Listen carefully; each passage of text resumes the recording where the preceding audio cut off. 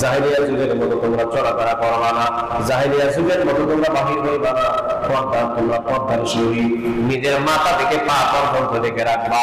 চাকরি করতে পারবে, ব্যবসা করতে পারবে, বাণিজ্য করতে পারবে, বাজার করতে পারবে পর্দার সহিত। আল্লাহ রাসূল সাল্লাল্লাহু আলাইহি ওয়াসাল্লাম বলেছেন, মেয়েদেরকে আমার আল্লাহ রাব্বুল আলামিন সম্মানিত করেছেন, দামি বাড়িয়েছেন নবীজির কারণে। রহমাতুল লিল আলামিন যখন আসলেন, আয়েশা যখন দেখলেন, বাবাজিরা আমার, এই দেশের মধ্যে মহিলাদের কোনো অস্তিত্ব নাই, মহিলাদের কোনো বাবাজিরা আমার সম্মান নাই, মহিলাদের ইজ্জত নাই, মহিলাদেরকে জীবন্ত কবর দেওয়া হয়, মেয়ে বাচ্চা হলে ইজ্জত কবর দিত। বাবাজিরা আমার, পাথরের কবর, পাথর ছিল, পাথর পাথর করেন কইরা, মাটি খনন কইরা বাচ্চাদেরকে ঢুকায় দিত মাটির গর্তের ভিতরে।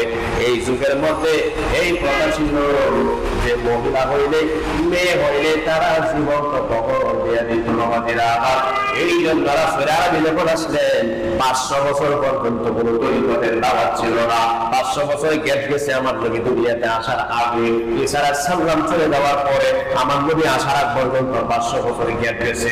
রাস্তার মধ্যে গিয়ে কোনো রক্ত করে থাকতো, রক্তটা চুষে পান করে থাকতো। আর একজন জিজ্ঞেস করলো, তুমি কিসের রক্ত পান করলা? বললো, কিসের রক্ত পান করছেন বলতে পারি না, রক্ত যে তুমি খাইলা, ওই রক্ত পান করে এনেছি। বাবাদের আমার, একজনের আর একজনের কাছে যায় দিলে পানি পান করতো, এটার বদলা দিত, কোনের বদলায় কোন করতো। আমার রহমাতুল লিল আলামিন আমার রহমাতুল লিল আলামিন যখন দুনিয়াতে আসলেন, আসার পরে বললেন, মেয়েদেরকে টর্চারিং করা যাবে না, ইফতিজিং করা যাবে না, মেয়েদেরকে কোনো সময় চিন্তা খবর দেওয়া যাবে না, মেয়েদেরকে সম্মানিত বানিয়ে দিয়েছেন। আমার আল্লাহ রাব্বুল আলামিন নবীর ছিলায় মহিলাদেরকে মর্যাদা দিয়েছেন, এই জন্য খাতুনে জান্নাত বলেছেন। ও দুনিয়ার মুমিনেরা, ছিল আল্লাহর রাসূলকে যদি পেতে চাও, তোমরা বিধিবিধান মানো। আল্লাহর রাসূলকে যদি পেতে চাও, আল্লাহ রাসূলের বিধান মানো, রাসূলের তরিকা অনুযায়ী চলো।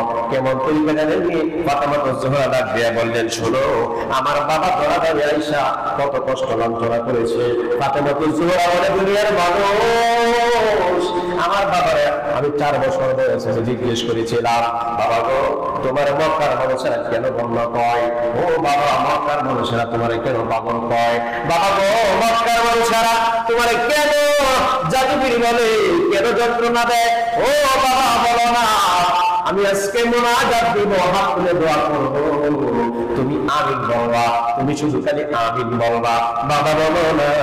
আমি ফাতেমা জোহরা হাত তুলছেন, ফাতেমা দোয়া করেন, আল্লাহ গো, ও আমার আল্লাহ, আমার বাবারা যারা কষ্ট দেয়, আমার আব্বারা যারা দুঃখ দেয়, তুমি তাদের বিচার করিও। সুবহানাল্লাহ বলেন না? এই কথা যখন বললেন, রহমাতুল লিল আলামিন হাতের মধ্যে টাকা দিয়ে বললেন, ফাতেমা রে, তুমি যদি দোয়া করো, আমি নবী যদি একবার আমিন আমিন বলি, আমিন বলতে দেরি হবে ফাতেমা, তামাম মক্কা নগরের ভিতরে আগুন লেগে যাবে।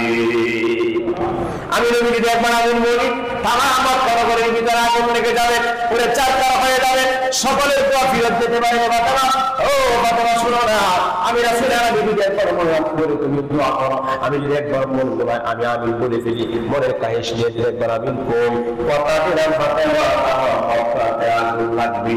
সুবহানাল্লাহ। নবী বলতে দিলেন তা, আমার রহমাতুল লিল আলামিন কয়, শুনুন দুনিয়ার মানুষ, ও মহিলা শুনিয়া দাও। হঠাৎ করে আমার আব্বাজি একদিন আমার কাজ কামরাই করে ভিতরে আসার জন্য অনুমতি চাইলেন।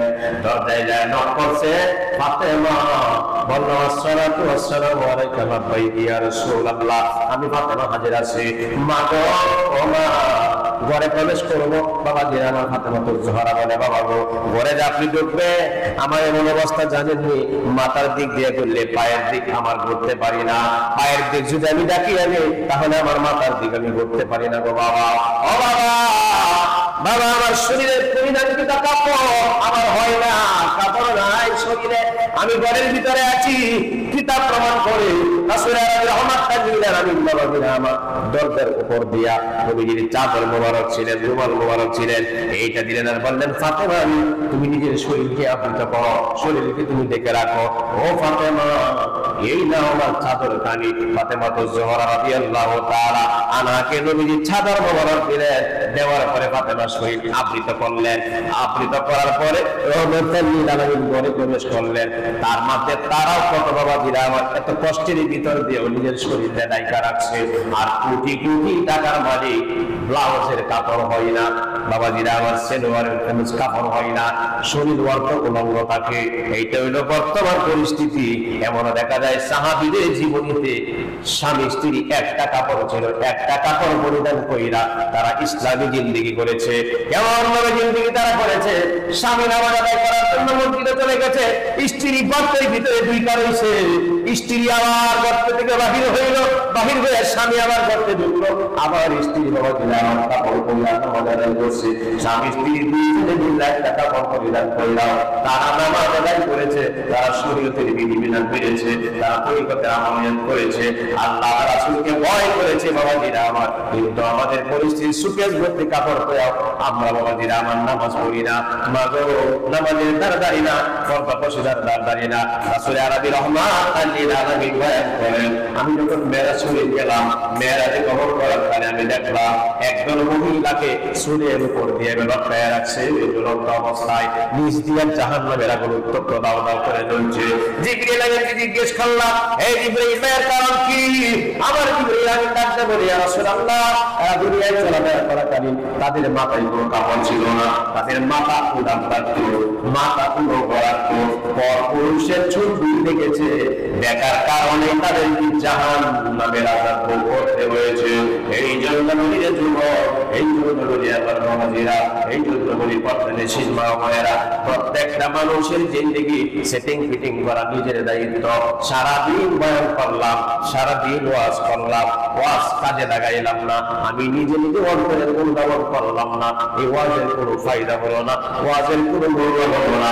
আল্লাহ রাব্বুল আলামিন ফাতিমা রাদিয়াল্লাহু তাআলা আনহা আদর্শ যেন আমাদের মা বোনদের কলিজায় ঢুকায়া দেয়, আমরা যেন অনুসরণ করতে পারি, অনুকরণ করতে পারি, জুড়ে বলুন না আমিন।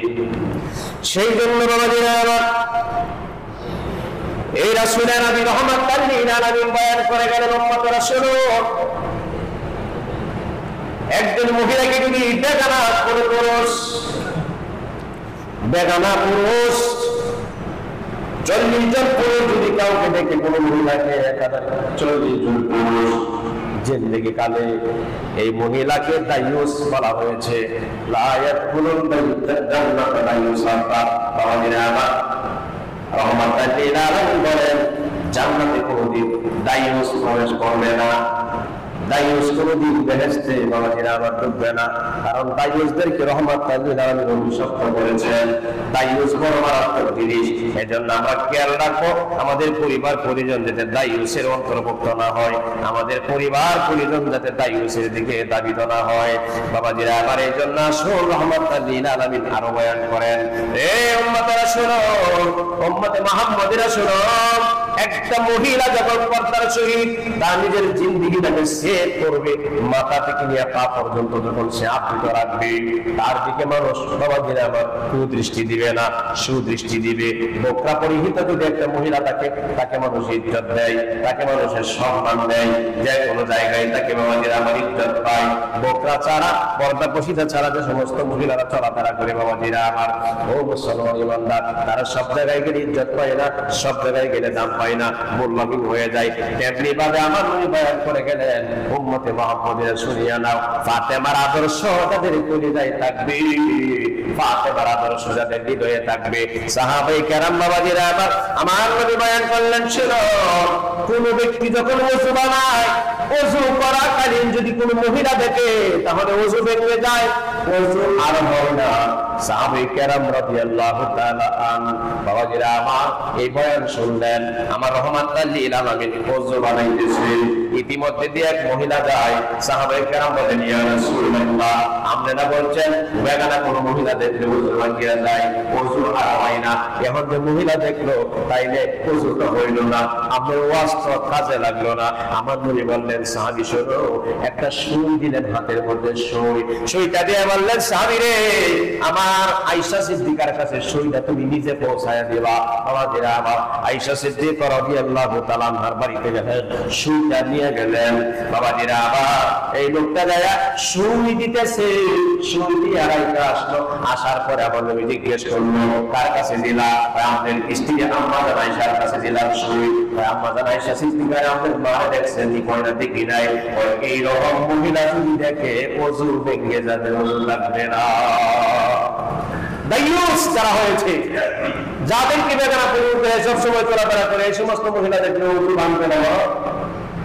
প্রকৃত পক্ষে যারা আল্লাহর পেয়ারা বান্দি, পরহেজগারী, আল্লাহর পছন্দনীয় প্রিয় পাত্রী বান্দিরা, তারা যদি একবার দেখে তাহলে ওযু পুনরায় আবার করতে হয়। তাহলে তাদের নজর আর তাদের নজরে ব্যস্ত আছে। আল্লাহ রাব্বুল আলামিন আমাদের ফ্যামিলি, পরিবার, পরিজনদের জন্য পর্দাশীল বানায় দেয়। সকলে বলুন আমিন। বাবাজিরা আমার, ইসলাম ধর্মের মধ্যে আমাদের ধর্মের নাম হচ্ছে ইসলাম। ইসলামের মধ্যে আমরা বাবাজিরা আমার চলমান হচ্ছে। ইসলাম হচ্ছে শান্তির ধর্ম। ইসলামে মারামারি নাই, ইসলামে কাটাকাটি নাই, ইসলামে ঝগড়া নাই, ইসলামে ফাসাদ নাই। কিন্তু বর্তমান জামানায় ইসলামের মধ্যে বাবাজিরা আমার সবচেয়ে ফিতনা বেশি, ইসলামের মধ্যে সবচেয়ে ঝামেলা বেশি। কেননা আমার নবী তো বলে গিয়েছেন, উম্মতের মধ্যে বনি ইসরাইলের মধ্যে 72টা দল হয়েছে উম্মতের মধ্যে তাদের জামানায়। আর আমার নবী বয়ান করলেন আমার উম্মতের মধ্যে দল হইল 73টা। এর মধ্যে 72টা দল হবে জাহান্নামী, এর মধ্যে একটা দল থাকবে জান্নাতি। সাহাবায়ে কেরাম প্রশ্ন করলেন, ইয়া রাসূলুল্লাহ, সেই দলটি কি? আমার নবী বললেন, মা আনা আলাইহি ওয়া আসহাবী। এই দলের নাম হচ্ছে আমার যারা মানলো, আমার সাহাবীরা যারা মানলো। সংক্ষেপ আমার থেকে বলা হয় আহলুস সুন্নাহ ওয়াল জামাত, সংক্ষেপে বলা হয় সুন্নি। সুন্নি মোতাদর্শ ভিত্তিক যারা, সুন্নি আল্লাহকে মানে, আল্লাহর নবীকেও মানে, সাহাবায়ে কেরামকেও মানে। এই জন্য মুসলমান ইমানদার নামাজ থাকবে, রোজা থাকবে, পর্দা থাকবে, পশিদা থাকবে, জিকির থাকবে, পবিত্রতা থাকবে, কালিমা থাকবে, মিসওয়াক থাকবে, পাগড়ি থাকবে, কোরআন তিলাওয়াত থাকবে, মসজিদ থাকবে, সব থাকবে, হজ থাকবে, কুরবানি থাকবে, যাকাত থাকবে, দিলাকুল থাকবে। নবী কয় এর পরেও দল হইব 73টা, 72টা দল হইব জাহান্নামী, দুজনে হিসাব দিয়া যাইতে হইব। আর একটা দল হইল তারা যারা আমার সাহাবীরা মানার মতো মানছে, তারা হবে জান্নাতি দলের মানুষ। তারা হলো জান্নাতি দলের মানুষ যারা আহলে সুন্নাত ওয়াল জামাতের আকীদায় যারা বিশ্বাসী, যারা সাহাবায়ে কেরামকে যারা মানে, এবং যারা আল্লাহ রাসূল সাল্লাল্লাহু আলাইহি ওয়াসাল্লাম তাদেরই যারা করে, তাদের ইঙ্গিত করা হয়েছে। আমরা ইহুদি নয়, আমরা খ্রিস্টান নয়, আমরা ইসলাম ধর্মের মানুষ।